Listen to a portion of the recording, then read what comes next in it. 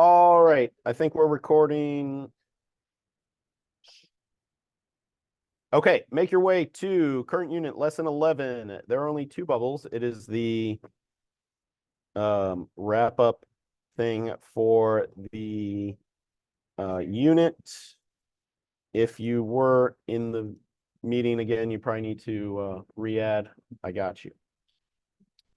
Okay, so the app that we are going to remake here in lesson 11, you're going to remake it in bubble 2, where we get 0 program code, but we get a bunch of design elements, which are nice. Okay, what does it do? Well, we get here and we have some drop downs with colors and font families and font sizes, and it gives us a text input that we can then change the things for, and they all update, instantly, which is a clue to what the program needs to be. And hopefully, based on what we've just done, you can figure it out. We'll do this in chunks. Let's I'll give you a format to help you and give you an idea of sort of where we're headed. Okay, so everything we do is going to be sort of 3 separate areas, okay, where global variables are going to be declared first, then, and this is just in the program code, it's not necessarily the order that we're going to make them, okay? You need to declare variables at the top of your program code. For our sake, and because it makes things neater, we're going to have our event handlers in the middle, because that's where you're actually like messing around with the program. And we're going to have our function definitions at the bottom, because the idea is once you make a function definition, you don't even need to look at it anymore unless you forget how it works. So that's why it can be sort of out of the way. Okay. We'll do this sort of the way that you would need in order for it to work. I know that was not a very insightful comment right there. Is everybody here? Great. Okay, so first thing, we need some global variables. What are the things that we need to keep track of as this program runs? Okay. What are changing? What are changing? What is changing? What information do we need to gather? What information do we need to output? What do we need to keep track of? Okay. I don't know. I think you probably either figured out or not figured out in 2 minutes. Okay, this is for the variables. Do your best to figure out what we're keeping track of.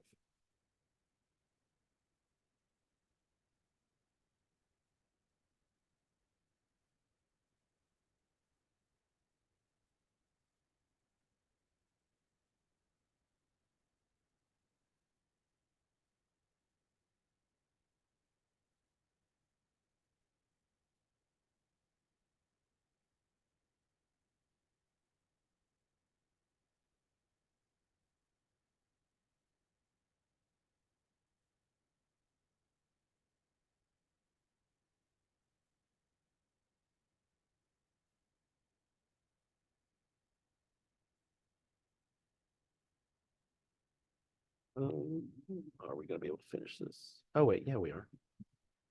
Keep thinking we end at top of the hour. We do not. Plenty of time. Plenty of time. Did you say something about a break? Well, okay. As an aside, I'll pause your timer. I need to say things a bunch of times because people listen intermittently.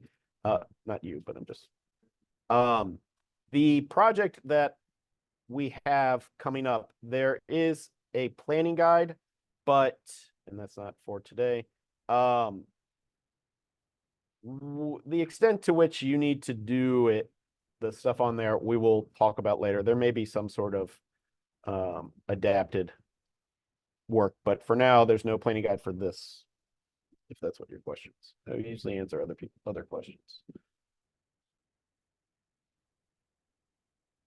No, there's no apology. None needed.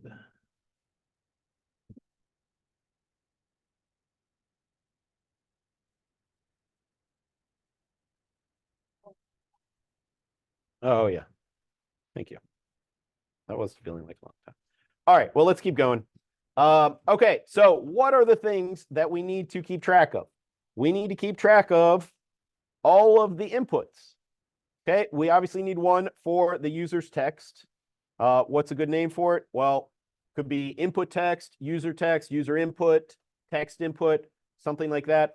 I'm just going to go user text because that reminds you, or when you look at it, you can tell it's both an input and a text property. And I want to start it as an empty string so that it will have the properties of a string, even though it's essentially an empty variable. We also need to keep track of their font input. Why not? How about user font? And that's going to be a string whenever we get it. It's a text.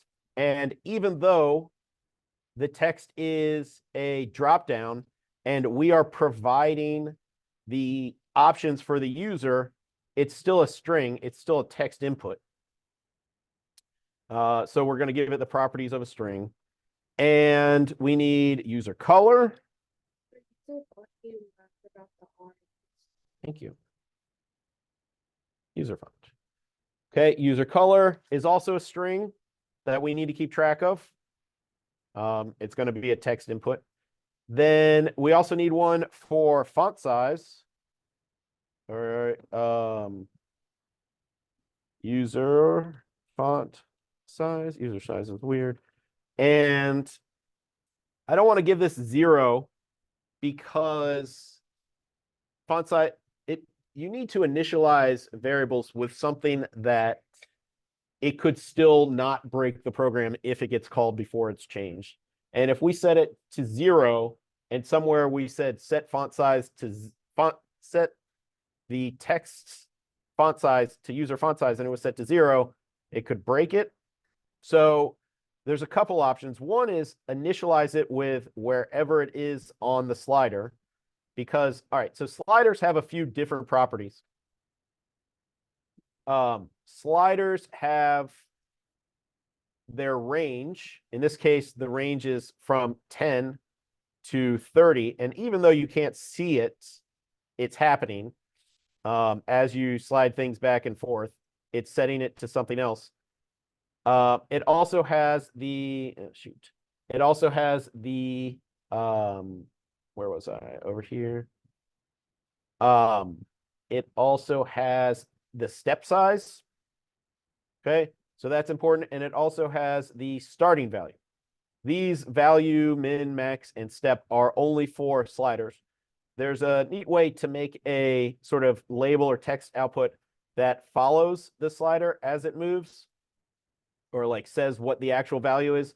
But in this case, just having it smaller or larger, it doesn't really matter if the user knows the exact number. But either way, it's starting at 20 on our range of 10 to 30. We can start by initializing font size at 20, and then it's like as if it's being called right away. And actually, you could really just do a get number and have it initialized with wherever that slider is.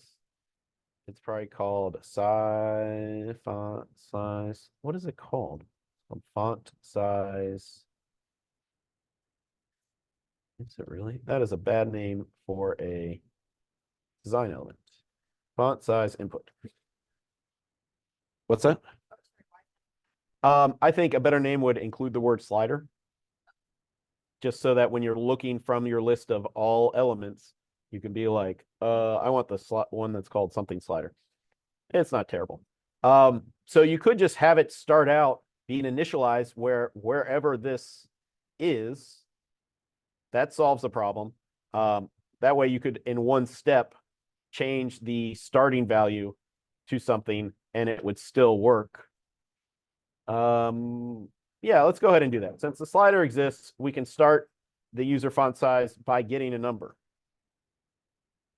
Okay, and we can prove this works, and this is super common use for console logs, is just to console log that variable as it starts.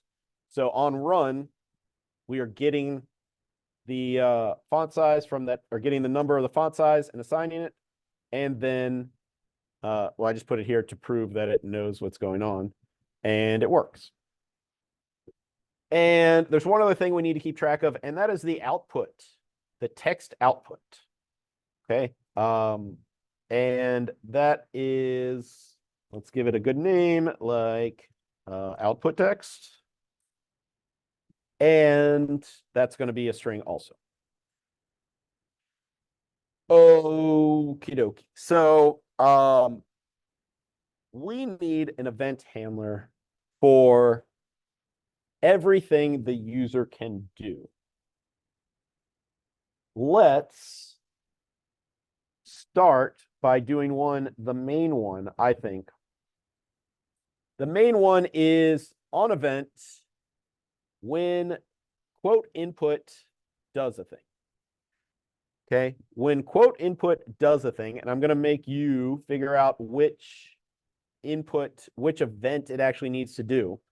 But regardless, when a thing happens to this, we want to update user text. Okay, right here is where we need to get user text, and you need to figure out what goes in there. And for the sake of testing, and this is, if y'all don't mind being quiet, that'd be great.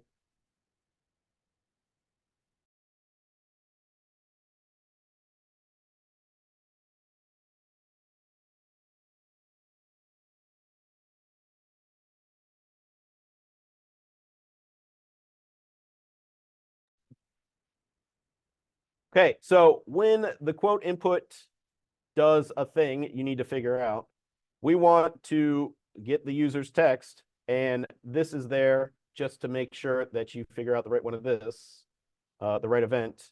See if you can figure out how to get whatever you type here to output to the console log. I'll give you 2 minutes to take a stab at that. Hopefully this isn't too much of a step. I think it'll be all right.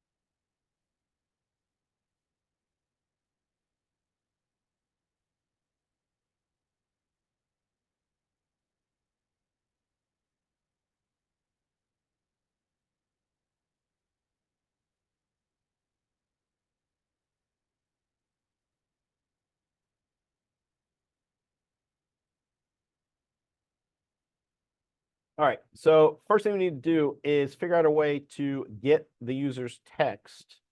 And for that, we are obviously going to use a get text for the element called quote input. Okay, But at this point, we hit run and we type something in, nothing happens. We are only expecting an output here. And we don't, and that's because the event that we're looking for is a click. You can't really, hold on, can you click here? Oh yeah, you can click on that, and that's why it's printing out there. But that's not when we want it to update. We want it to update as soon as there is a new letter type. So that's a different event. How about we could do, let's see what change does. Again, we're only looking for a console log output.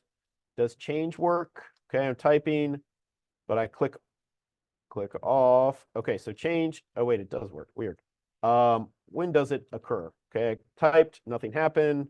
Type again, nothing happened. What happens? Okay, so when I click off, it's considered change. That's not the coolest one. Let's try on key up. What happens if we do on key up?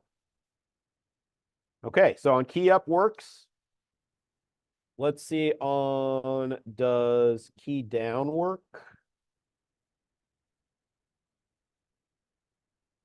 Okay, key down works. What about what's the other one? Key up, key down, key press.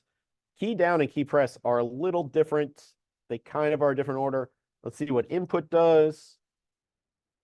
Okay, input works also. So any one of the key or input will work as gathering. But we need to then set the output. Okay, and well, let's just get a console log working for each of the different event handlers. Okay, so we are retrieving the information and we know the program is getting it for the type, the user text, but we need a similar thing for font family input.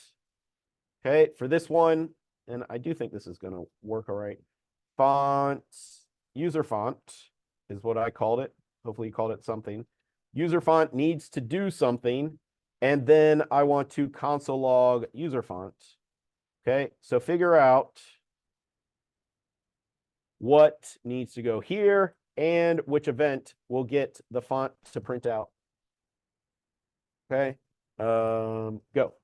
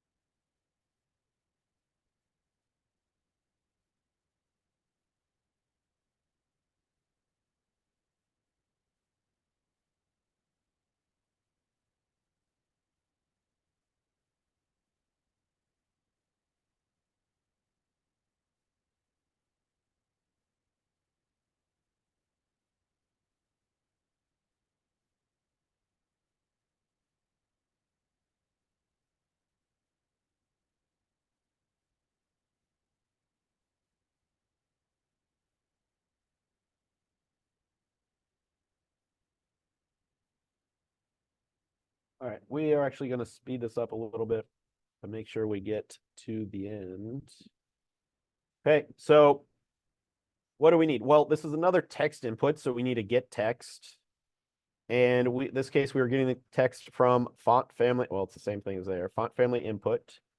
And what is the event? Well, let's see here. If we hit run, we are clicking. Okay, so on click, it runs wherever it is. Okay, right now, the setting or the drop down is set to font family, which is its, just sort of guideline. It's not actually a font. Font family is not actually a font. Okay, and it's getting that text. You can see it prints out as soon as I click, which is not when we want it. We want it to be after we've chosen the second one, which I guess it does work for that. Let's try, I'd like it to not call it right away. How about on change? let's see, on event change. Okay, I only want it to call when I set it to the next one. Good. Okay, so it changes, it gets called when I click on the next one, which is what I want. Okay, and the color input's the exact same. We just need a, actually, it's not completely repeated. I'm not even gonna give you time to do it. Well, just follow along. It's the same as the other one. On event color input changes. I want to set, what's it called? User color. User color. Set, update the variable user color. Okay, remember var only goes at the top. User color is the get text, just like the other one. Get text from color input. And let's console log user color to make sure it's being updated correctly.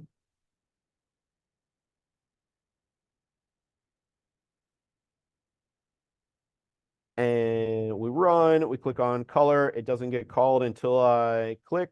There we go. Light green, light pink, light blue, etc. Okay, so that works. We've got our two drop downs.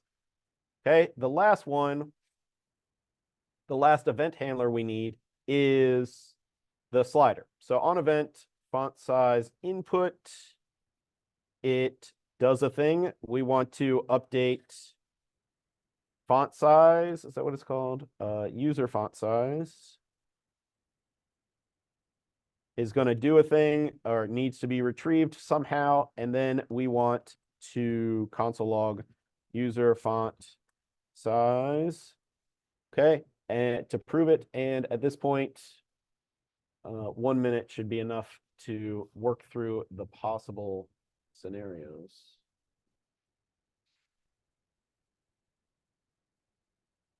Or the possible events, I should say.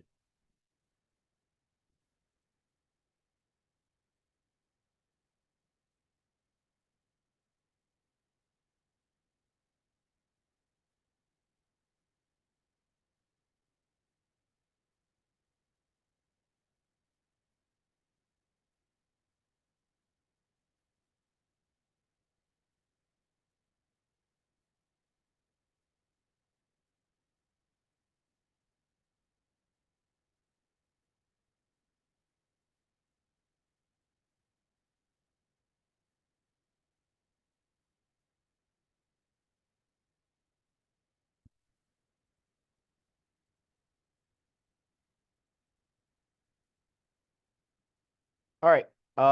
So we definitely need a get number. Okay. Font size is a number in its data type. So we have to use get number. And we're getting number from font size input. And font size input. And it's the default event is click. Let's see what happens. We click on it and nothing happens. Okay, so if the event is click, click technically happens when you mouse up. Okay, there's also mouse down. Mouse down should do a thing, but it will only, it doesn't change it. You can see I moused up here, I let go here, and it didn't set it to whatever. It only sets it when you click. So clearly that's not the right one. It's not going to change it to the new one.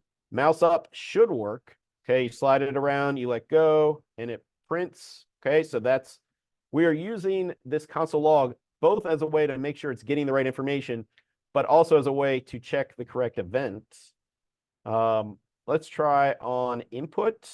I'd like it to update constantly. And the reason why, yeah, there we go. So input updates constantly. And we can come back and I'll show you why that's important later on. But now that we've got all our inputs, we need to set the screen. I will give you a hint. That function is going to be called update screen. And it is your job over the next 5 minutes to figure out what goes in there in the function definition and what where those function calls go.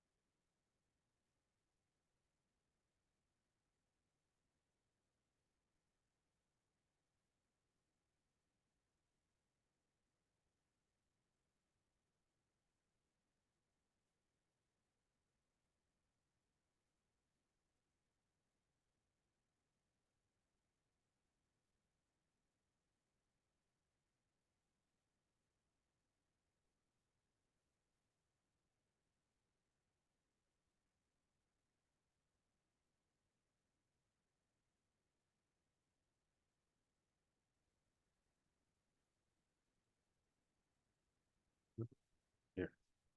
Hold on.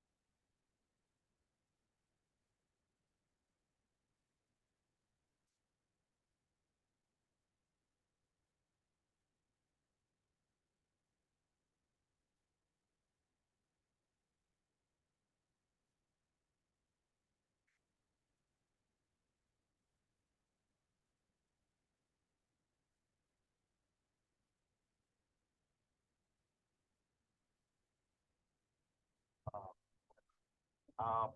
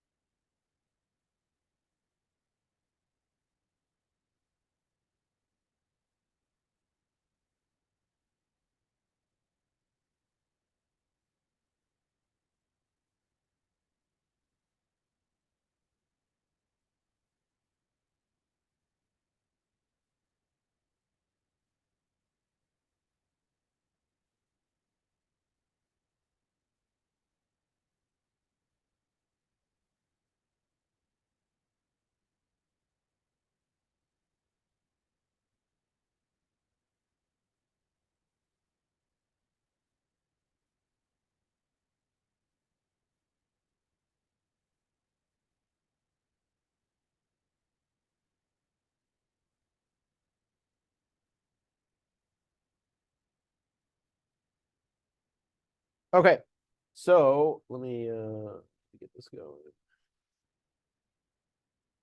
Can upload, publish, copy this, sorry, publish. Let's go like this, sorry. No, that's not what I need. Uh, okay, well, we'll do it in a second. Oh, okay. So we need to update the screen every time. What do we need to do to update the screen? Well, we definitely need to set the text of the output to the text. So let's go ahead and do that. Let's set the text of quote output, set it to user text.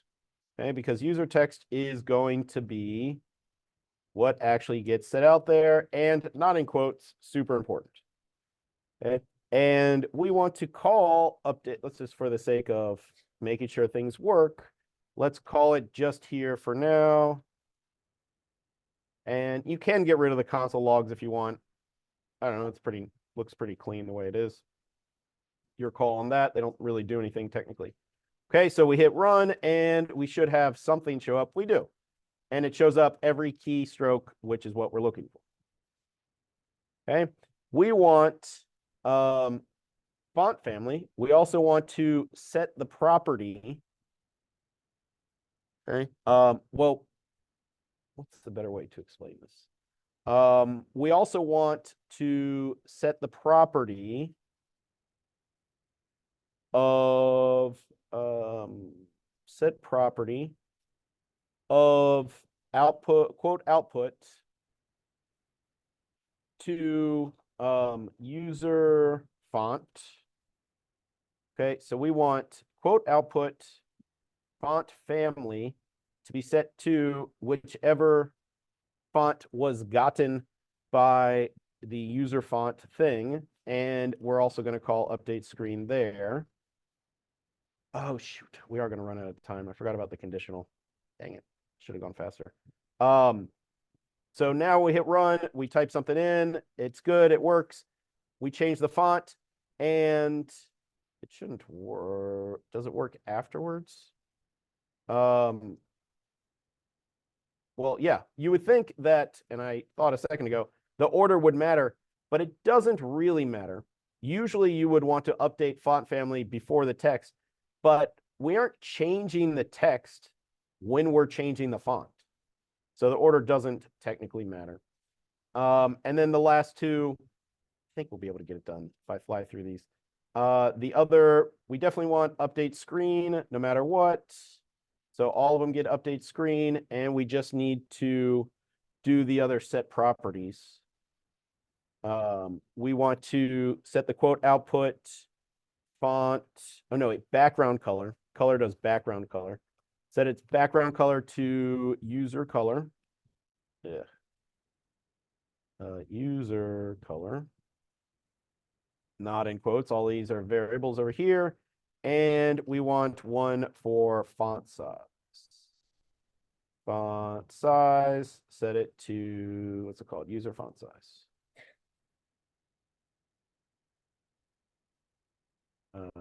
Not in quotes. Okay, so we have this changes, that. Color changes the background. Wait, no, it's not background color. What's the thing out here? Color output. For social studies, scheduled for today during lunch has been canceled. Sweet. Esta guerra académica de inglés y estudios sociales programado para hoy ha sido cancelado. Gracias. Okay, so the reason why this doesn't work, the background color situation, is that there are actually two elements here. There is the quote output, which is a clear background text thing. And then there is color output, which is the background, the actual background color. So that's what we're going to actually set. We're not setting the background color of quote output. That's that little area. We want to set the background color of color output, set its background color to the user color. So we type something, everything else still works, and we change the color and it goes to the correct color. If we choose it to switch it to something that isn't a color, like the word color, it shouldn't change anything. Okay, and then we have the slider, and the slider updates as we go. Okay, the other aspect is that there's these weird scenarios where it says, okay, if you set it to lavender and Lucida Sands, okay, we have some text, and Lucy, why can't I read? Lucida Sands and lavender, it gives you a different output, and light green, and thank you, light green, and change the size. At this particular size, it says looking fresh. Otherwise, no matter what, it says nice design. We need a conditional with those outputs. Okay, and it's going to go in the update screen function because we need to check it. We need to check this conditional every single time it runs. Normally, we would do any sort of conditional stuff before we set properties, but these conditionals are only setting the property of this text. They're not affecting this other thing. They're checking the variables that have already been updated. So this and the conditional situation are not related. But what we need here, I'll do the first one for you. Lavender and Lucida Sands gives us the phrase, I already forgot, Lucida Sands. And lavender gives us great combo. So if user font, let's try not caps, user font double equals, I want to make sure I spell everything correctly. Design, font family. Oh wait, yeah, user font is Lucida Sans. And so if user font double equals Lucida Sans and what is it called? User color. User color double equals, is it lavender?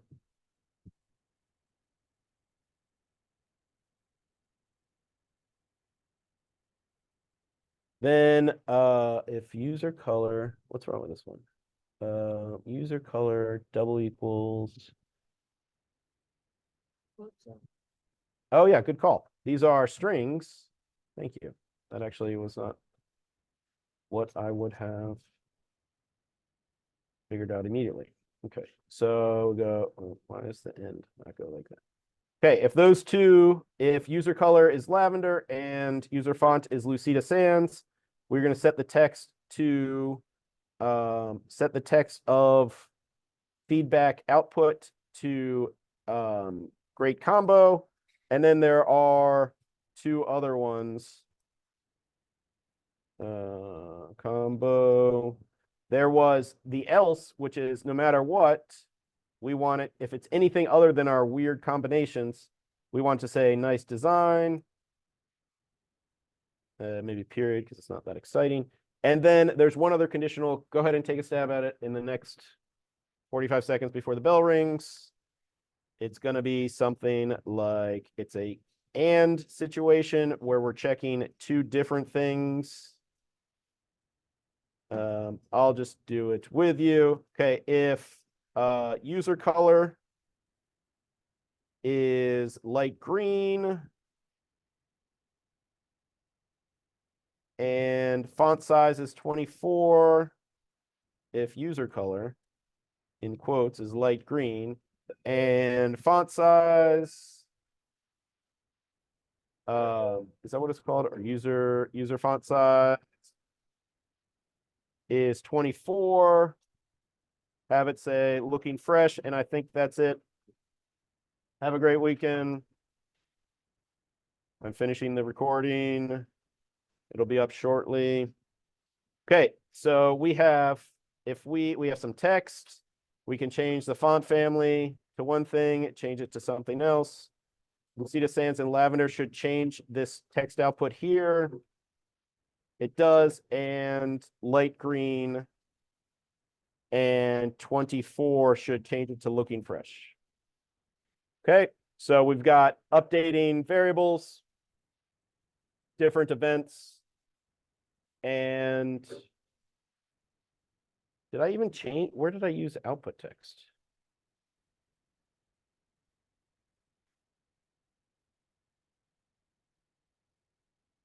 Oh, never even used output text. I just use user text. Okay, well, there you go. I'll give you a second to look at it when we get here next time. But that's it.